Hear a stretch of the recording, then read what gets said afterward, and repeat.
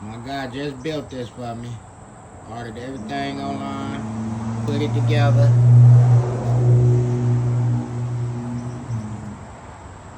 Custom paint on it, custom blades, ready to roll. Let me cut it on for y'all. This is why we got the wire out the garbage can.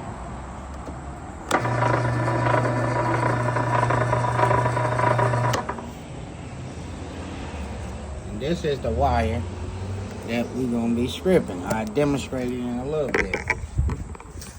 But we just put it in. I'll demonstrate it once my guy get back to help me.